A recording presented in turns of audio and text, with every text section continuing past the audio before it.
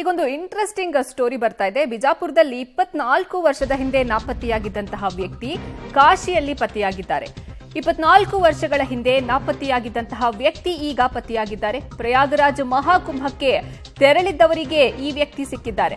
ವಿಜಯಪುರ ಜಿಲ್ಲೆ ಕೊಲ್ಹಾರ ತಾಲೂಕಿನ ಬಳೂತಿ ಗ್ರಾಮದ ರಮೇಶ್ ಇವರು 2001ರಲ್ಲಿ ಮನೆಯಿಂದ ನಾಪತ್ತೆಯಾಗಿರ್ತಾರೆ. ರಮೇಶ್ ಚೌಧರಿ ಅನ್ನೋರು ಇತ್ತೀಚೆಗೆ ಪ್ರಯಾಗರಾಜ್ಗೆ ತೆರಳಿದ್ದ ಬಳೂತಿ ಗ್ರಾಮಸ್ಥರು ಈ ವೇಳೆ ಕಾಶಿಯಲ್ಲಿ ಸಾಧು ವೇಷದಲ್ಲಿ ರಮೇಶ್ ಚೌಧರಿ ಅವರನ್ನ ಅವರು ಕಂಡಿದ್ದಾರೆ. ಬಳೂರಿ ಗ್ರಾಮದ ಮಲ್ಲನಗೌಡ ಪಾಟೀಲ್ ಕಣ್ಣಿಗೆ ಈ ರಮೇಶ್ ಅನ್ನೋರು ಬಿದ್ದಿದ್ದಾರೆ. 24 ವರ್ಷಗಳ ಹಿಂದೆ ನಾಪತ್ತೆಯಾಗಿದ್ದಂತಹ ರಮೇಶ್ ಅನ್ನೋರು ಈಗ ಮಹಾಕುಂಭಕ್ಕೆ ತೆರಳಿದ್ದವರಿಗೆ ಈ ವ್ಯಕ್ತಿ ಕಂಡಿದ್ದಾರೆ. ವಿಜಯಪುರ ಜಿಲ್ಲೆ ಕೊಲ್ಹಾರ ತಾಲೂಕಿನ ಬಳೂತಿ ಗ್ರಾಮದ ರಮೇಶ್ ಚೌಧರಿ 2001ರಲ್ಲಿ ಮನೆಯಿಂದ ಅವರು ನಾಪತ್ತೆಯಾಗಿರ್ತಾರೆ, ಸಿಕ್ಕಿರೋದಿಲ್ಲ. ಇತ್ತೀಚೆಗೆ ಪ್ರಯಾಗರಾಜ್ಗೆ ಈ ಬಳೂತಿ ಗ್ರಾಮಸ್ಥರು ಹೋಗಿರ್ತಾರೆ. ಆ ಗ್ರಾಮಸ್ಥರಲ್ಲಿ ಒಬ್ಬರಿಗೆ ಇವರು ರಮೇಶ್ ಚೌಧರಿ ಅವರ ಗುರುತು ಸಿಕ್ಕಿದೆ. ಅವರು ಸಾಧು ವೇಷದಲ್ಲಿ ಇರ್ತಾರೆ. ಬಳೂರಿ ಗ್ರಾಮದ ಮಲ್ಲನಗೌಡ ಪಾಟೀಲ್ ಅವರ ಕಣ್ಣಿಗೆ ಈ ರಮೇಶ್ ಚೌಧರಿ ಬಿದ್ದಿದ್ದಾರೆ. 24 ವರ್ಷಗಳ ಹಿಂದೆ ಅವರು ಮನೆಯಿಂದ ಹೊರಟಿರ್ತಾರೆ, ಅಂದ್ರೆ ನಾಪತ್ತೆಯಾಗಿರ್ತಾರೆ. ಅಲ್ಲಿಂದ ಪ್ರಯಾಗರಾಜ್ ಮಹಾಕುಂಭಕ್ಕೆ ಆ ಗ್ರಾಮಸ್ಥರು ಊರಿನ ಈ ಬಳೂತಿ ಗ್ರಾಮಸ್ಥರು ಪ್ರಯಾಗರಾಜ್ಗೆ ಮಹಾಕುಂಭಕ್ಕೆ ಅಂತ ಹೋಗಿರ್ತಾರೆ. ಆಗ ರಮೇಶ್ ಚೌಧರಿಯನ್ನ ಕಂಡು ಹಿಡಿದಿದ್ದಾರೆ ಆ ಬಳೂತಿ ಗ್ರಾಮದ ಓರ್ವ ವ್ಯಕ್ತಿ. ಇತ್ತೀಚೆಗೆ ಪ್ರಯಾಗರಾಜ್ಗೆ ಈ ಬಳೂತಿ ಗ್ರಾಮಸ್ಥರು ತೆರಳಿದ್ದಾಗ ಕಾಶಿಯಲ್ಲಿ ಸಾಧು ವೇಷದಲ್ಲಿ ಇದ್ದಂತಹ ರಮೇಶ್ ಚೌಧರಿ ಅವರು ಕಣ್ಣಿಗೆ ಬಿದ್ದಿದ್ದಾರೆ. 24 ವರ್ಷಗಳ ಹಿಂದೆ ಈ ರಮೇಶ್ ಚೌಧರಿ ಅನ್ನೋರು ನಾಪತ್ತೆಯಾಗಿರ್ತಾರೆ. ಈಗ ಆ ವ್ಯಕ್ತಿ ಸಿಕ್ಕಿದ್ದಾರೆ.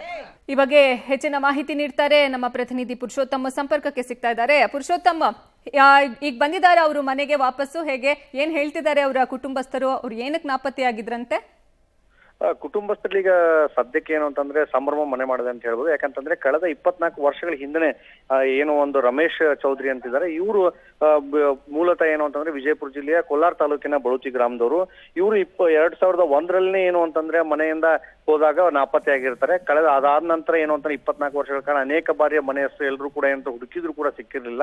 ಆದ್ರೆ ಈ ರಮೇಶ್ ಅವ್ರು ಏನಿದ್ದಾರೆ ಈ ರೀತಿ ಏನು ನಾಪತ್ತೆಯಾಗಿದ್ರು. ಇವರು ಮಹಾರಾಷ್ಟ್ರದ ಪುಣೆ ಸೇರಿದಂತೆ ಅನೇಕ ಕಡೆ ಅಂದ್ರೆ ಡಾಂಬರೀಕರಣ ಸೇರಿದಂತೆ ಅನೇಕ ಕೆಲಸಗಳಲ್ಲಿ ತೊಡಗಿದ್ರು. ಅದಾದ ನಂತರ ಏನು ಅಂತಂದ್ರೆ ಈಗೇನು ಕುಂಭಮೇಳ ಆಯೋಜನೆ ಆಗಿತ್ತು, ಆ ಹಿನ್ನೆಲೆಯಲ್ಲಿ ಏನು ಅಂತಂದ್ರೆ ಕಾಶಿಗೆ ಇವರು ತೆರಳಿದ್ರು. ಇಲ್ಲಿವರೆಗೂ ಏನು ಅಂತಂದ್ರೆ ಒಂದು ಸಾಧುವಿನ ಡ್ರೆಸ್ ಗಳಲ್ಲಿ ಏನು ಅಂತಂದ್ರೆ ಇವರು ಪತ್ತೆಯಾಗಿರ್ತಾರೆ.